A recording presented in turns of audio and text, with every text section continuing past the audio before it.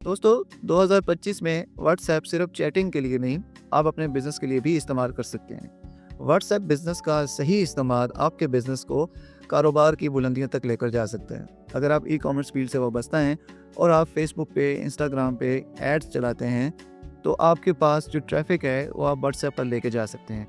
Google play store से easily आप WhatsApp business की जेन्युइन कॉपी इंस्टॉल करें। कई नॉन जेन्युइन कॉपीज़ भी आती हैं, वो अब बाद में आपके लिए नुकसानदेह हो सकती हैं। आपने उसमें अपना प्रोफेशनल बिजनेस नेम, प्रोफेशनल लोगो, उसके बाद उसकी कैटेगरी, ये सब चीज़ें सिलेक्ट कर लेनी है। अपने बिज़नेस और आप सिलेक्ट कर सकते हैं, फेसबुक, इंस्टाग्राम के आप अपने पेजेस को उसके साथ लिंक कर सकते हैं। इसके अलावा आप उसमें अपनी टाइमिंग सेट कर सकते हैं कि आपकी बिज़नेस टाइमिंग क्या है, आप कितने बजे अपना ऑफिस या ऑनलाइन वर्क स्टार्ट करते हैं और कितने बजे अपना ऑफिस या ऑनलाइन वर्क क्लोज़ करते हैं। ये सारी सेटिंग्स उसमें करने के बाद आप उसमें लेबल्स ऐड करें।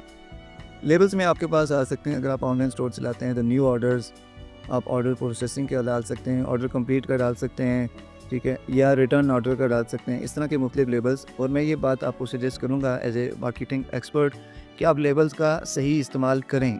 उसकी वजह से, क्योंकि ये डाटा जो है ये सारा फेसबुक के पास या जा रहा होता है कि कितने इस बंदे को इस कैंपेन के थ्रू ऑर्डर्स मिले हैं, और वो फिर आपके डाटा को अच्छे तरीके से अच्छी ऑडियंस ढूंढने में यूटिलाइज़ करता है। और कोशिश करें कि जब आप एक कैंपेन रन करते हैं तो आप उसको फौरी तौर पर रिप्लाई करें।